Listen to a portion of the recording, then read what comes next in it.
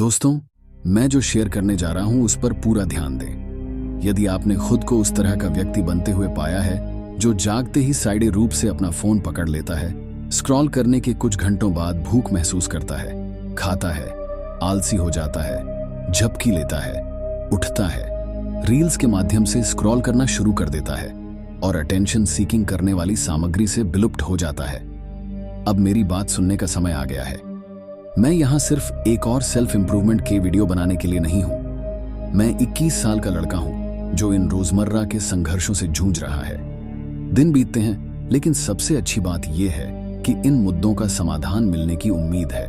इस पूरे वीडियो को देखें क्योंकि इसमें 99 पॉइंट्स पर चर्चा की गई है जो संभावित रूप से आपकी समस्याओं का समाधान कर सकते हैं। क्या आपने कभी इस बात पर ध्यान दिया है कि जब आपको अर्थ नहीं मिल पाता है तो आप स्क्रॉलिंग या मास्टरबेशन जैसी गतिविधियों की ओर रुख कर सकते हैं, लेकिन बाद में आपको पछतावा महसूस होता है? यह एक सामान्य पैटर्न है और अंडरलाइंग संदेश यह है कि हमारा दोहक एक अलार्म के रूप में कार्य करता है। यह संकेत देता है कि हमारे जीवन में कुछ सही नहीं है। सैडनेस एक महत्वपूर्ण चेतावनी है जो हमें बताती है कि हम प्रामाणिक रूप से नहीं जी रहे हैं। हालांकि मूल कारण को संबोधित करने के बजाय हम अक्सर इमीडिएट हैप्पीनेस का पीछा करते हैं, ऐसी गतिविधियों में संलग्न होते हैं जो क्षण भर के लिए हमारी आत्माओं को उठा देती हैं, फिर भी इनसाइड पेन बना रहता है। एग्जाम्पल के लिए मास्टरबेशन पर विचार करें। यह अक्सर बोरियत या उद्देश्य की कमी की प्रतिक्रिया है। याद रखें, अंडरलाइंग इश्यूज को संबोधित किए बिना खुशी की तलाश करना अपने दुख पर पर्दा डालने जैसा है। इस अवधारणा को समझना आवश्यक है और मैं इसे उदाहरणों के साथ समझाऊंगा। इसलिए जब आप उदास महसूस करें तो इसे एक संकेत के रूप में पहचानें कि किसी गहरी चीज पर ध्यान देने की जरूरत है। एक पल के खुशी के पीछे भागने के जाल में न पड़ें, मूल कारण का सामना करें और वास्तविक संतुष्टि की ओर यात्रा शुरू करें। आमतौर पर यह माना जाता है कि नशा पूरी तरह से शराब या सिगरेट जैसे पदार्थों से जुड़ा होता है, लेकिन वास्तव में जो कुछ भी हमें वास्तविकता से भागने में मदद करता है उसे नशे का एक रूप माना जा सकता है। नशा विशिष्ट पदार्थों तक सीमित नहीं है। इसका विस्तार सोशल मीडिया का उपयोग करने, भोजन में शामिल होने या नींद में आराम तलाशने जैसे कार्यों तक होता है। यह गलत मिसकंसेप्शन कि नशा सिर्फ शराब या सिगरेट तक ही सीमित है त्रुटिपूर्ण है। यदि कोई दर्द को सुन्न करने और वास्तविकता से छिपने के लिए विभिन्न गतिविधियों पर निर्भर रहता है तो उसे आदी माना जा सकता है। चाहे वह इंस्टाग्राम हो, मास्टरबेशन हो या ज्यादा खाना हो, ये व्यवहार अपने भीतर अंडरलाइंग सैडनेस से बचने की कोशिश करने के समान है। इसे स्वीकार करते हुए हम समझते हैं कि इन गतिविधियों में संलग्न व्यक्ति अनिवार्य रूप से अपने दोहक को खुशी के अस्थायी पर्दे से ढक रहे हैं। मुख्य एहसास यह है कि हमारी प्राकृतिक अवस्था चेतना में से एक है और चाहे हम कितने भी बेहोश क्यों ना हों, हम अंततः जागरूकता हासिल कर लेंगे। जब नशे का पर्दा उठता है तो इनसाइड सैडनेस फिर उभर आती है। यह समझना महत्वपूर्ण है कि लगातार खुशी के बाहरी स्रोतों की तलाश हमारी आंतरिक अशांति के मूल कारण को संबोधित नहीं करती है। जो व्यक्ति लगातार इन व्यवहारों में लिप्त रहते हैं उन्हें क्षणिक राहत मिल सकती है, लेकिन मूल दुख रिमेन्स अनचेंज्ड। इस कॉन्सेप्ट को समझना महत्वपूर्ण है।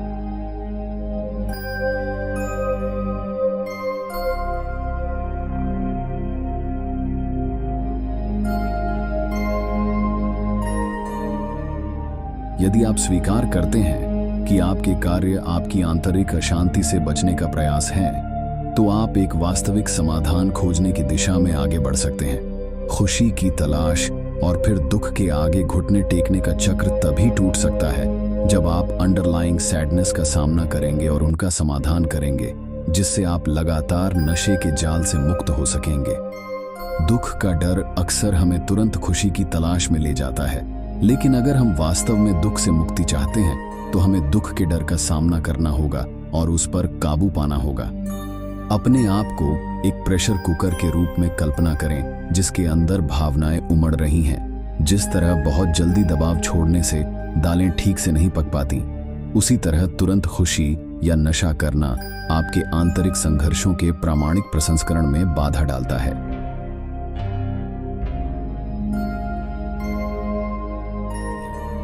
इसमें उन पदार्थों और व्यवहारों को खत्म करना शामिल है जो टेम्परेरी ध्यान भटकाते हैं, चाहे वह ड्रग्स, मास्टरबेशन, खेल या किसी प्रेमिका के साथ एंडलेस डिस्कशंस में शामिल होना हो।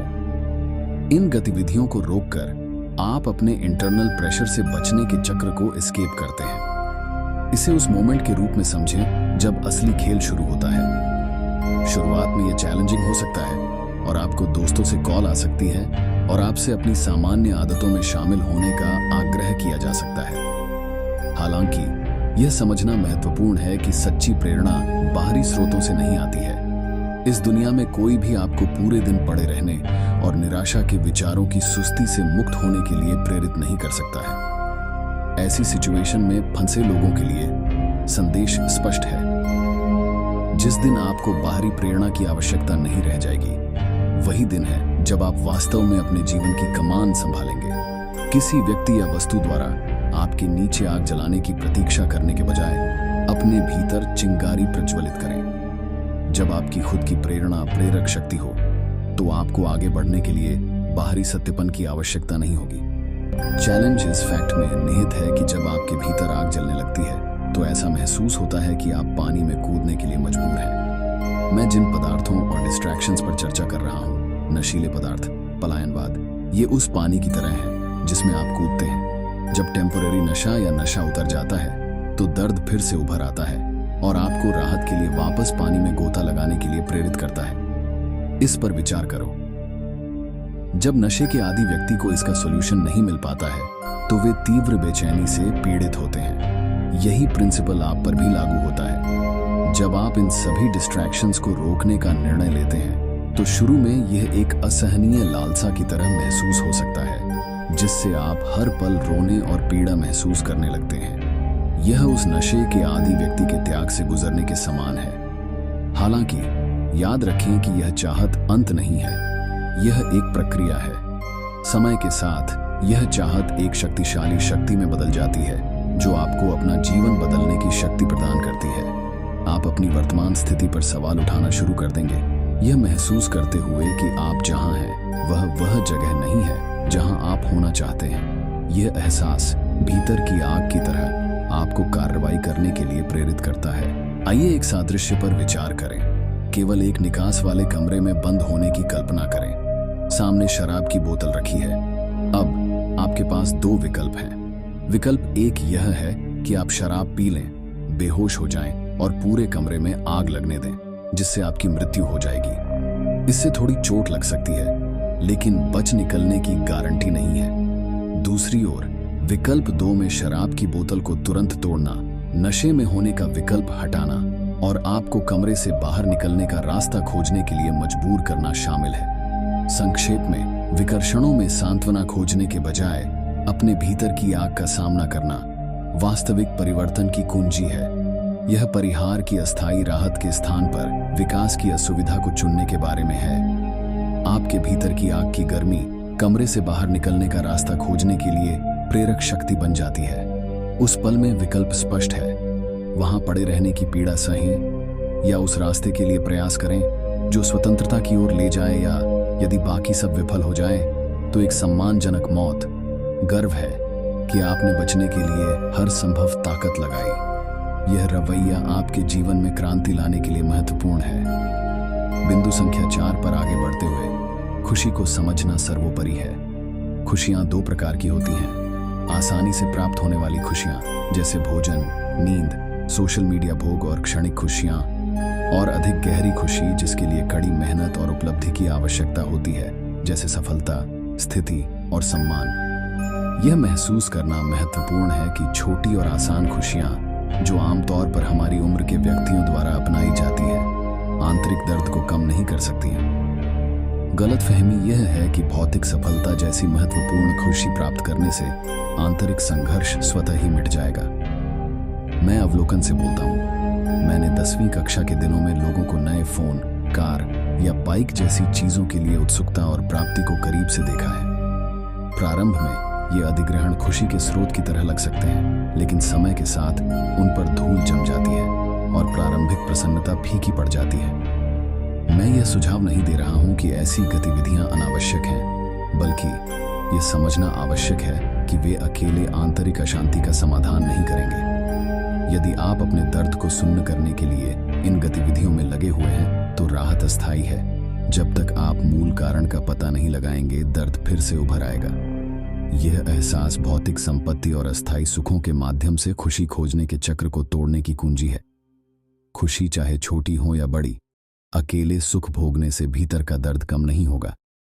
लोग अक्सर केवल आनंद पर ध्यान केंद्रित करते हैं, इसे अस्थायी पलायन के रूप में उपयोग करते हैं, जबकि अंतर्निहित दर्द को नजरअंदाज करते हैं। यह समझना जरूरी है कि दुनिया में 3 तरह के व्यक्ति होते हैं। सबसे पहले वे लोग हैं जो छोटी छोटी खुशियों में सांत्वना खोजकर कष्ट सहते हैं। प्रतिशोधी व्यक्ति इन्हें सहन कर सकते हैं, जबकि अन्य लोग जो इन सुखों की क्षणभंगुर प्रकृति का एहसास करते हैं, वे स्थायी संतुष्टि पाने की उम्मीद में भव्य सुखों का पीछा करना शुरू कर सकते हैं। अंत में ऐसे सात्विक व्यक्ति हैं जो मानते हैं कि बाहरी सुखों की तलाश से स्थायी संतुष्टि नहीं मिलेगी। वे बाहरी विकर्षणों को रोकने की आवश्यकता को समझते हैं। असली यात्रा अपने अंदर झांकने, अपनी कमियों को पहचानने और अपने खिलाफ क्रांति शुरू करने से शुरू होती है। इस आंतरिक क्रांति में उन मानसिक और भावनात्मक बंधनों से मुक्त होना शामिल है जो हमें फंसाते हैं। बाहरी तौर पर खुशी खोजने की बजाय हमें अपने अंदर झांकना चाहिए और अपने दुखों के मूल कारण को समझना चाहिए। बाहरी कारक जैसे सामाजिक प्रोग्रामिंग या मौका अक्सर हमारे निर्णयों को प्रभावित करते हैं। मुक्त होने के लिए हमें उस प्रोग्रामिंग को चुनौती देने की जरूरत है जो हमारी पसंद तय करती है। जुनून, रुचियों और शौक को आंतरिक मुक्ति और आत्म खोज की खोज के साथ संरेखित होना चाहिए, न कि केवल पीड़ा से बचने के साधन के रूप में। यह तुलना भगत सिंह जैसे ऐतिहासिक शख्सियत से की जाती है, जिन्होंने कम उम्र में चुनौतियों का सामना किया था, इस बात पर जोर देते हुए कि स्वतंत्रता की खोज अक्सर बलिदान की मांग करती है। यह समझना महत्वपूर्ण है कि मृत्यु अपरिहार्य होने पर भी दास्ता जैसी कुछ कार्रवाइयों को स्वीकार क्यों नहीं किया गया। जीवन यथास्थिति के विरुद्ध युद्ध की मांग करता है, जरूरी नहीं कि किसी विशेष लक्ष्य को प्राप्त करने के लिए, बल्कि वर्तमान स्थिति के सतत असंतोष से बचने के लिए भी। इस आंतरिक संघर्ष की आवश्यकता तब तक स्पष्ट हो जाती है जब तक दर्द भीतर बना रहता है। इस बात पर जोर दिया गया है कि बाहरी ध्यान भटकाने वाले और आराम चाहने वाले व्यक्ति हमें इस यात्रा से रोकने का प्रयास कर सकते हैं और हमें अपने असंतोष में स्थिर रहने के लिए प्रेरित कर सकते हैं। बिंदु संख्या 5, आत्मखोज और आंतरिक क्रांति के साथ आने वाली चुनौतियों को स्वीकार करने के महत्व को रेखांकित करता है। जब खलनायक नायक से अधिक शक्तिशाली होता है तो फिल्म के हिट होने की उपमा इस बात पर प्रकाश डालती है कि व्यक्तिगत विकास के लिए कठिन चुनौतियों का सामना करना महत्वपूर्ण है। यह स्वीकार करना कि जीवन का खलनायक भारी लग सकता है, लेकिन बाधाओं के बावजूद उसका सामना करना ही सच्चे नायक की यात्रा है। जीवन के खलनायक द्वारा उत्पन्न चुनौतियों का सामना करते समय यह वास्तव में एक दर्दनाक यात्रा हो सकती है। जैसे जैसे हम अपनी सीमाओं का सामना करते हैं और अपनी पूरी ताकत से लड़ते हैं, संघर्ष तेज हो जाता है। इस लड़ाई में कुछ पुनः चिह्नित करने योग्य अक्सर घटित होता है, जिससे जीत मिलती है। इस नायक की यात्रा केवल एक कथा नहीं है जिसकी हम दूसरों में प्रशंसा करते हैं। यह हमारी अपनी कहानी है। काल्पनिक नायकों से वास्तविक जीवन की चुनौतियों की ओर बढ़ते हुए हमारा सामना अपने ही खलनायकों से होता है। पहला खलनायक जिसे हमें दूर करना होगा वह है लत, एक दुर्जेय शत्रु। इसे भ्रम या नशा का नाम देना इन आदतों की भ्रामक प्रकृति को रेखांकित करता है। दोनों शब्द एक ही अवधारणा को संदर्भित करते हैं, क्योंकि दोनों हमें वास्तविकता से दूर ले जाते हैं। इस संदर्भ में वास्तविकता वह है जिसे हम वास्तव में हासिल करते हैं और बनाए रखते हैं। यह वह सार है जो हमें अपनी वास्तविक इच्छाओं को प्राप्त करने में सक्षम बनाता है। हालांकि जब नशे का पर्दा उठता है तो हमें अक्सर एहसास होता है कि जिसे हम हकीकत समझ रहे थे वह दरअसल झूठ था। ऐसे परिदृश्य पर विचार करें जहां एक व्यक्ति आनंदहीन जीवन की एक क्रस्ता से बोझिल होकर अंतर्निहित दुहक को छुपाने के लिए नशे की लत में सांत्वना ढूंढता है। इस चक्र से मुक्त होने की प्रक्रिया में व्यक्ति नशे की लत को रोकता है और उस कच्चे दुहक को प्रकट करता है जो पहले छिपा हुआ था। दर्द स्पष्ट हो जाता है, लेकिन इस दुख को सहने और समझने से ही व्यक्ति को मुक्ति मिलती है। हालांकि यह यात्रा चुनौतियों से रहित नहीं है। आंतरिक खलनायक, भ्रम का प्राणी, इस मार्ग पर सवाल उठाता है। यह संदेह पैदा करता है, पूछता है कि किसी को इतनी कठिनाई क्यों सहनी चाहिए। यह प्रयास की सार्थकता पर सवाल उठाता है और सुझाव देता है कि शायद कुछ हासिल नहीं होगा। फिर भी यह आंतरिक संघर्ष प्रक्रिया का एक अभिन्न अंग है और इन संदेहों के बावजूद आगे बढ़ना ही असली वीरता है। संदेश स्पष्ट है। प्रतिकूल परिस्थितियों का सामना करते हुए लत और भ्रम के खिलाफ लड़ाई में बने रहना वास्तविक मुक्ति की ओर वीरतापूर्ण यात्रा है। मैं समझता हूं कि आप जिस दर्द के बारे में बात करते हैं उसका सामना करना कठिन लग सकता है और सफलता की गारंटी अनिश्चित है। अज्ञात से डरना और संदेह होना स्वाभाविक है कि क्या प्रयास का कोई परिणाम निकलेगा। हालांकि इन आशंकाओं को स्वीकार करना सच्ची मुक्ति की दिशा में पहला कदम है। आप ठीक ही मानते हैं कि नकली खुशी और भ्रामक चालों का आकर्षण आपको बंधक नहीं बनाना चाहिए। यह अस्थायी राहत के लिए माया के साथ रहने के बारे में नहीं है, बल्कि उस रास्ते पर चलने के बारे में है जो वास्तविक गर्व और आत्मसम्मान लाता है। संघर्ष के दौरान दर्द में रोना यात्रा का हिस्सा है, लेकिन इनाम आगे बढ़ते रहने के लचीलेपन में निहित है। दुख ही महसूस करना जरूरी नहीं कि तत्काल खुशी की इच्छा के बराबर हो। यह दुख से मुक्ति की गहरी चाहत का संकेत देता है। माया को इस दृढ़ घोषणा के साथ जवाब देना कि अब आप झूठी खुशी के प्रलोभन में नहीं पड़ेंगे, एक शक्तिशाली रुख है। दर्द का डटकर सामना करके आप लत और भ्रम के चक्र से मुक्त हो जाते हैं। हर सुबह अलार्म को एक अनुस्मारक के रूप में समझें कि वास्तविक जुनून और उद्देश्य का रास्ता चुनना एक सचेत निर्णय है। ये एक ऐसे जीवन के प्रति जागने के बारे में है जो आपके सच्चे स्व के साथ संरेखित होता है, भले ही इसमें संघर्ष शामिल हो। यह स्पष्टता माया के भ्रामक आकर्षण का प्रतिकार है। इस संकल्प के प्रति प्रतिबद्ध होना और क्षण भंगुर सुख की खोज को त्यागना एक सशक्त विकल्प है। यह एक घोषणा है कि आप दुहक और अस्थायी विकर्षणों से भरे उसी जीवन में वापस नहीं लौटेंगे। आपके भीतर का नायक सवाल करेगा कि आप अपने जुनून के अनुरूप जीवन क्यों नहीं जी रहे हैं। भीतर के जानवर को चुप कराने का मतलब पुरानी आदतों की ओर लौटना नहीं है। इसका मतलब है असुविधा का सामना करना और ऐसा रास्ता चुनना जो वास्तव में आपके जीवन को ऊपर उठा सके।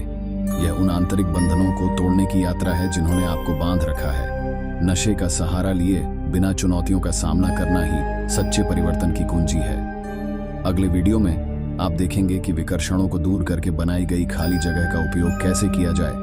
गलतियां करने, सीखने और विकसित होने की प्रक्रिया को अपनाएं। अजेय बनने के मार्ग के लिए दृढ़ता और अटूट मानसिकता की आवश्यकता होती है। हालांकि आगामी वीडियो में समय लग सकता है। यदि आपको व्यक्तिगत मार्गदर्शन की आवश्यकता है तो बेझिझक दिए गए लिंक के माध्यम से जुड़ सकते हैं। याद रखें, लक्ष्य दर्द से बचना नहीं है, बल्कि साहस के साथ इसका सामना करना और मजबूत होकर उभरना है।